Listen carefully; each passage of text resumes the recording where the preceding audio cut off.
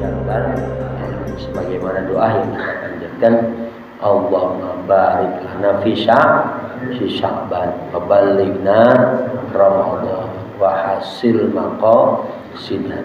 Ya Allah, berkahin kami di bulan Sya'ban dan sampaikan kami untuk bisa beribadah di bulan Ramadan, dan semoga apa yang kami inginkan Kau kabulkan ya Allah. Itu artinya. Kedua, para jamaah sekalian di Allah Subhanahu wa taala, saya pribadi mohon dibukakan pintu maaf yang seluas-luasnya. Karena kita menjelang bulan Ramadan harus bersih daripada hak adami. Harus benar-benar kita mendekatkan diri kepada Allah. Ya. Jadi nanti bulan Ramadan jangan terlalu banyak bergaul dengan manusia. Banyakin bergaul dengan Allah. Kalau udah manusia yang ada ngerumpi urusannya. Ya. Banyakin dengan Allah dengan berdialog. Sabda Rasul, man arada ayatakala Allah falyaqra'il Qur'an. Siapa orang yang ingin berdialog, ngobrol langsung dengan Allah, maka rajinin baca Al-Quran. Banyakin.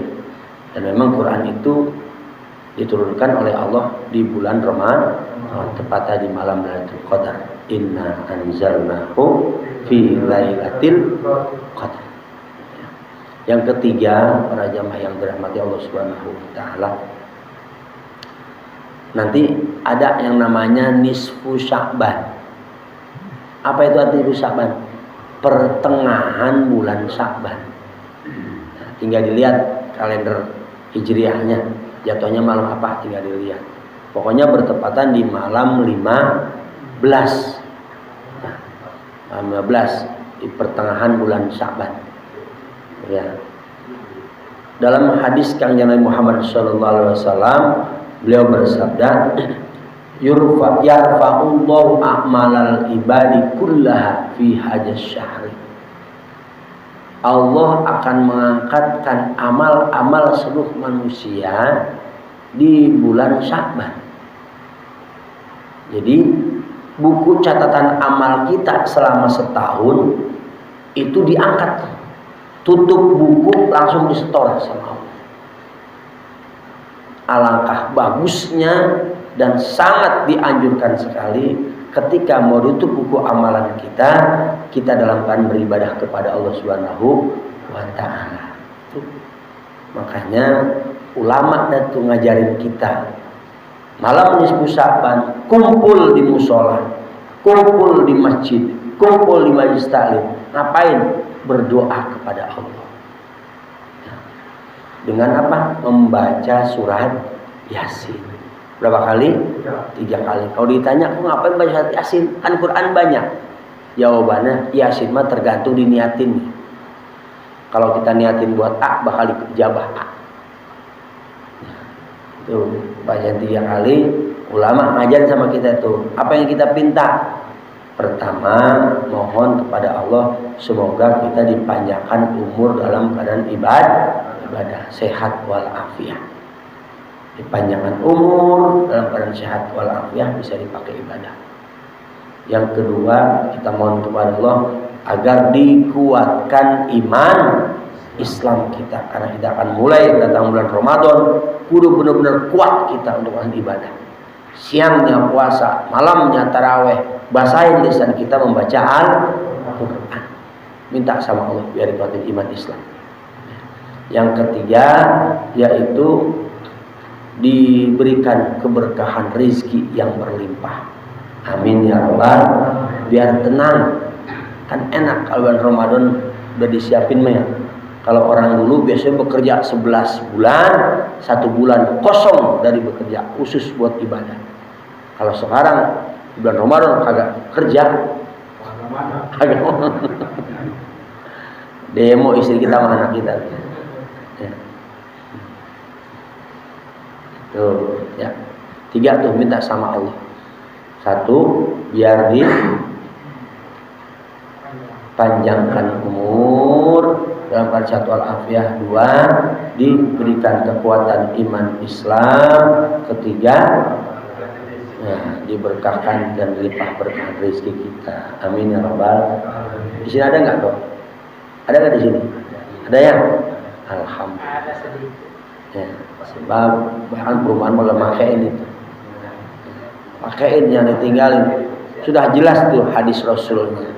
Yang kedua dalil Qur'annya. Ya, takut ada yang protes baik, diskusi.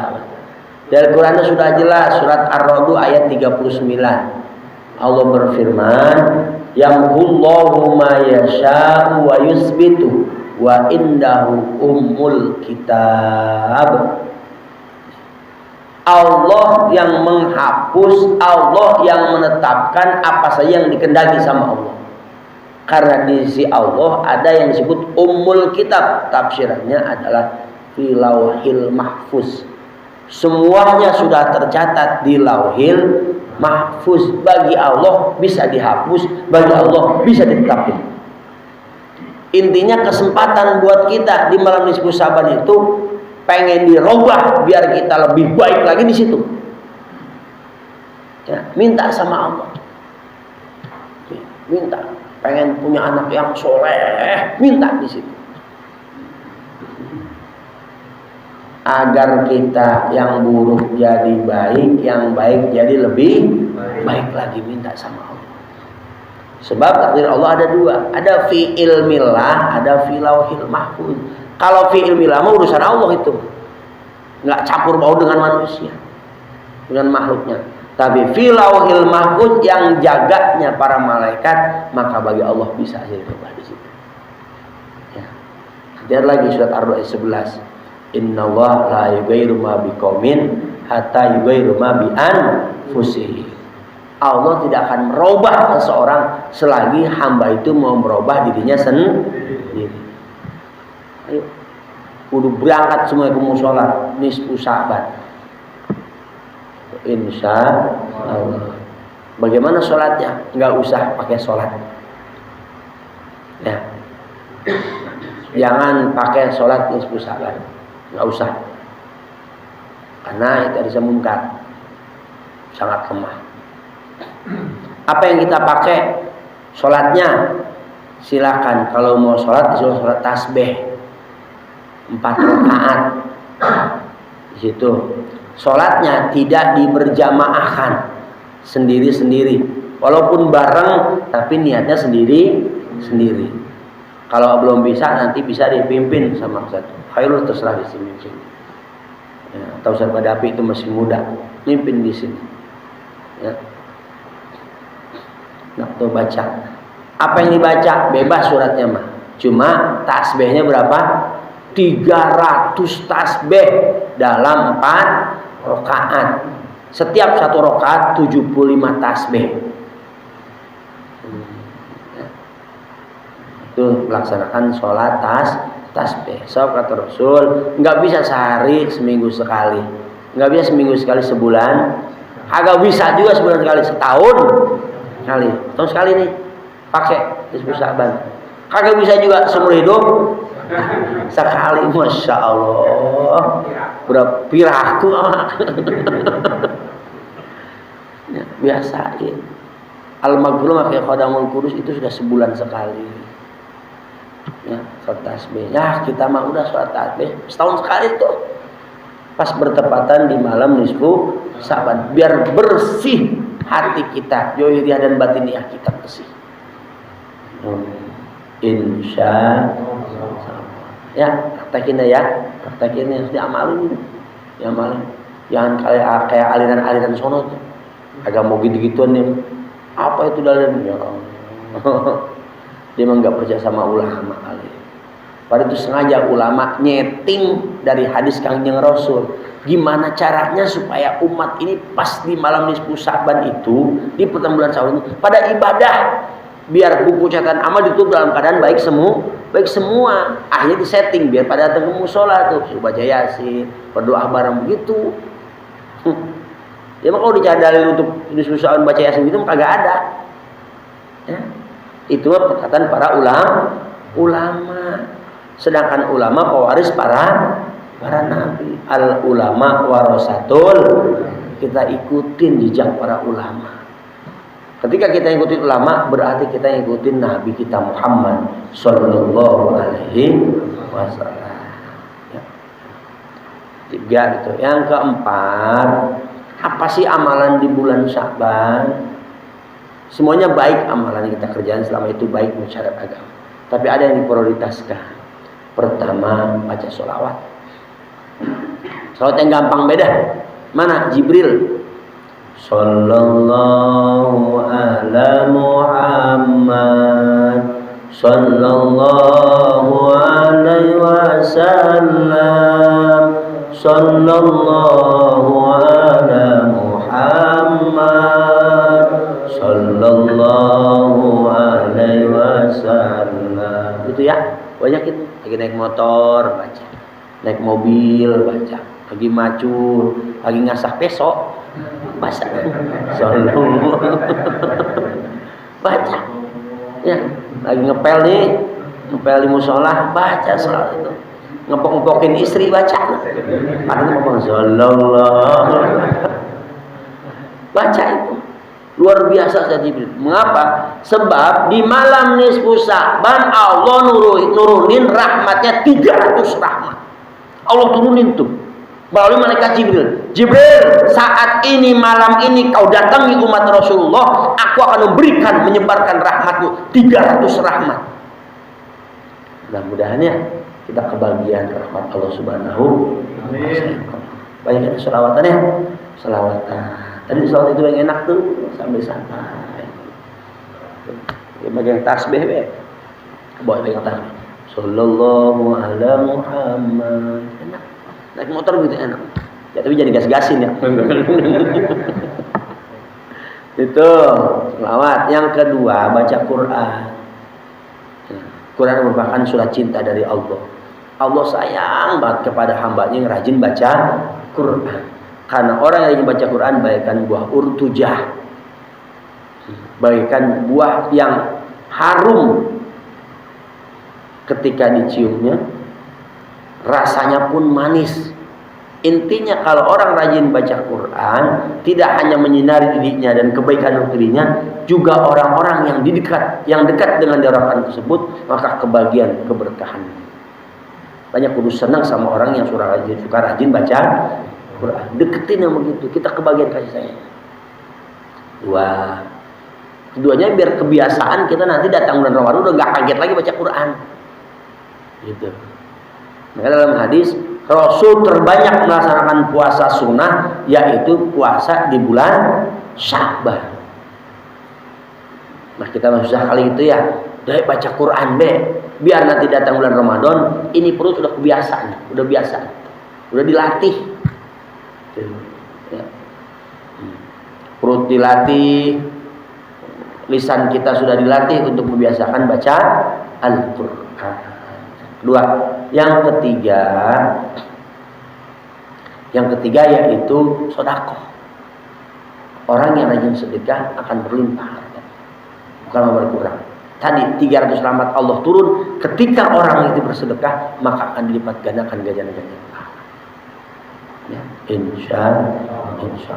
Kan sering saya terangkan, orang sedekah ketika dia meninggal dunia maka kuburan akan megah. Ketika masih hidup hartanya berlimpah.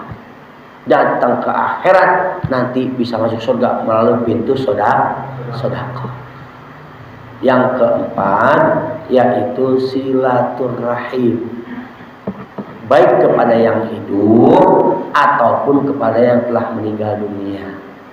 Kepada yang hidup nih menjelang bulan Ramadan biasanya ya, kalau di saya disebut ada namanya munggahan. Di sini ada enggak? Nah, itu perbanyak silaturahim terkhusus buat orang tua kita. Datang ke orang tua kita kudu jalan miring, bawa teng-tengan biar miring jalannya. Jangan datang ke orang tua malah ngabisin barang orang tua dibawa-bawain pulang ke rumah. Datang orang tua bawa. Kalau di saya dulu biasanya pakai rantang. Kalau sekarang udah jarang pakai tadi situ. Apa yang dipakainya? Sembako. Beli beras 1 karung. Papa, mama nih beras 1 karung persiapan bulan Ramadan biar tenang ibadah. Pas orang tua kita makan, ingat, Masya Allah ini berat dari anak saya, otomatis ngedoain kemana. Begitu. Insya Allah. Ya, siapin buat orang tua kita. Sekaligus kita minta maaf sama orang tua kita. Minta halal, minta ridho. Karena menjelang bulan Ramadan, minta doa kepada orang tua kita. Itu. Ya. Dalam hadis nanti banyak orang yang melakukan ibadah di bulan Ramadan ternyata belum dapat ridho dan kasih sayang dari orang tuanya. Orang tuanya masih marah sama anaknya atau ada sengketaan lah, maka ibadahnya ditolak sama Allah. Pantas disuruh merentahin kita sebelum Ramadan silaturahmi. Ini berarti udah bulan Syawal nangis-nangis sama orang tua. sebelum bulan Ramadan tuh datengin orang tua kita masih. Andaikan jauh, sekarang udah zaman canggih ya. Telepon, video call. Ada transferan, minta nomor rekeningnya, kirimin. Ngobrol itu, Papa, Mama, mohon maaf karena jauh nih, kirimin baik. Itu, tering, 10 juta. Alhamdulillah. Ini atau 100.000. Nolnya tambah. Kan seneng banget orang tua. Seneng gak kira-kira begitu, Pak? Ya, kita ini jadi orang tua, Pak. Bener gak? Coba anak kita begitu. Ya. Dan tidak hanya kepada yang hidup, yang meninggal pun kita datengin silaturahim. Makanya kalau di kampusnya disebut ada ngembang, kalau di Jakarta disebut nyekar. Oh, di sini mah ngober. Datang ke makam orang tua kita, datengin tuh menjelang bulan Ramadan. Nah, kalau di saya tidak hanya itu nanti menjelang Ramadan, tapi juga ada namanya rowahan. Dalam rangka silaturahim kepada orang-orang yang meninggal dunia. Rowahan, arwah, makanya bulan roh disebut juga. Ya, untuk mendoakan para kubur. Sebelum ahli kubur dibebasin sama Allah, datang bulan Ramadan, bebasin semuanya. Kita sudah memberikan doa buat orang-orang yang terdekat kita, orang-orang yang telah meninggalkan kita. Rohan, insya Allah. Oh, di sambung saya ramai rohan. Ramai. Ya, ntar malam nih habis ini ngaji. Sekaligus tawakupan taklim malam Senin, sekaligus rohan akbar di RT 3. Bawa apa? Bawa ambeng. Kamu sih? Apa ambeng? Nah, nasi campur-campur lauk pauk di situ. Itu makan bareng-bareng, semua sekampung. Arwahnya panjang nanti banyak orang. Iya, namanya rohan akbar. Gitu. Jadi kamu kalau di rumah kan repot juga sendirian, ngundang orang, bawa berkat, lah gede juga biayanya ya. Nah, kalau di sini dibikin enak rohan akbar, bareng-bareng, ayo bawa nampan masing-masing, tadi sudah dekahin. Mau milih-milih tentang itu gitu silakan.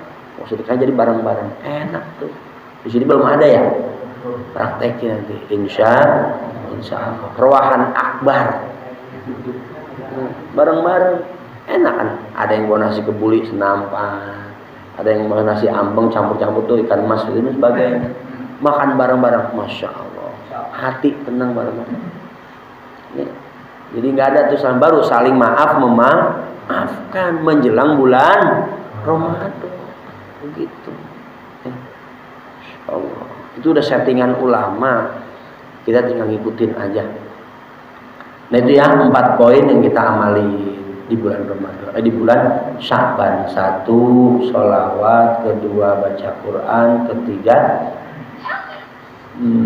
sedekah. Dan 4, silaturahmi kepada yang hidup ataupun kepada yang telah meninggal dunia. Bapak kalau ke Jakarta tradisinya kan rame makam penuh. Ya, cuma salahnya gitu doang. Kebanyakan pada bawa kembang sama air mawar doang. Nyiramin, ngomong, Pak, saya datang, Pak. Ada tukang doa. Salahnya begitu doa, bukan malah zikir berdoa kepada Allah untuk ahli kubur dengan ayat suci Al-Qur'an dan sebagainya. Ya, bisa ya, bisa. Hanya kalau bisa anak pesantren dah, biar nanti kalau kita meninggal udah nggak ribet-ribet lagi nyari ustadz anak kita. Kemarin saya ngaji Sadeng, coba kata guru Kiai Haji Fahmi Burkain, kata beliau, salah satu fitnah bagi orang tua yang meninggal dunia adalah ketika orang tuanya meninggal, anaknya tidak menyolatkan jadi imam buat orang tuanya. Ketika orang tuanya meninggal, anaknya tidak ikut memandikan orang tuanya. Ketika orang tuanya meninggal, anaknya nggak pernah datang ke kuburan untuk mendoakan orang tua. Itu salah satu fitnah terbesar buat orang tua yang meninggal dunia, meninggalkan anaknya. Berarti orang tua agak bener, nggak bisa ngurus anaknya, sudah bisa doain anaknya. Hanya niatin, mudah-mudahan anak saya bisa masuk pesantren. Nanti kalau saya meninggal, anak saya lah yang jadi imam saya untuk nyolatin saya. Anak saya lah yang mandiin saya. Kan banyak ya orang tua ini anaknya pada takut mandiin. Nyuruhnya ambil lagi. Nyolatin begitu. Nah, itu ya, niatin dari sekarang, niatin. Ya. Sedikit tambahan buat menjelang Ramadan. Ya, dan ilmu sedikit nih. Para jamaah yang dirahmati Allah Subhanahu wa taala, nanti dalam kitab Safinah, al-iftar fi Ramadan arba'atu anwa'in. Yang tidak berpuasa di bulan Ramadan itu ada 4 bagian. Jadi orang yang nggak puasa di bulan Ramadan terbagi 4 nih. Pertama, wajibun, hukumnya wajib dia nggak puasa di bulan Ramadan. Kalau dia puasa malah jadi dosa. Siapa? Kama fil haidi wal nufasai, yaitu bagi perempuan yang haid dan yang nifas. Jadi kalau perempuan haid atau nifas nggak boleh berpuasa, hukumnya wajib nggak boleh puasa. Kalau dia puasa jatuhnya haram, malah jadi dosa. Enak ya perempuan mah, enak ya. Nanti cuma wajib di kodok. Kodok nifas nggak perlu puasa, bebas. Nifasnya contoh 60 hari paling banyak. Ya, berarti 2 bulan. Nggak perlu itu dia berpuasa ketika dalam keadaan nifas. Bahkan sholatnya nggak perlu dikodok. Enak tuh, 2 bulan kagak sholat. Masa kalau Pak Weli kagak sholat, rendem nanti. Perempuan mah kalau lagi haid, lagi nifas, nggak perlu sholat dan nggak perlu dikodok. Enak ya. Enak perempuan, enak laki-laki Pak. Enak laki-laki.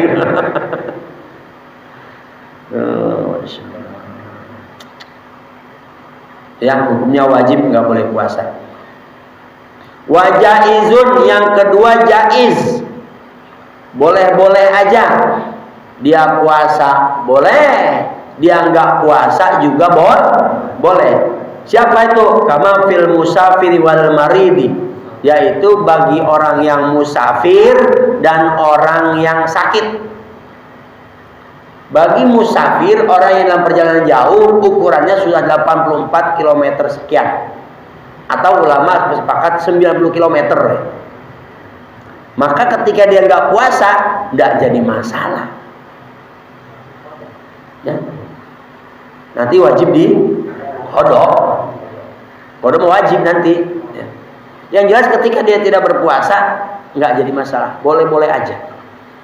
Cuma banyak yang salah. Dari rumah udah buka baik, padahal masih di rumah, belum dihitung sampah. Pagi-pagi habis subuh nasi goreng, ngopi dulu. Bapak nggak puasa, kan bapak mau sapar. Tahun belum jalan di rumah udah ngopi. Berangkat dulu perjalanan. Pas di perjalanan kecapean, baru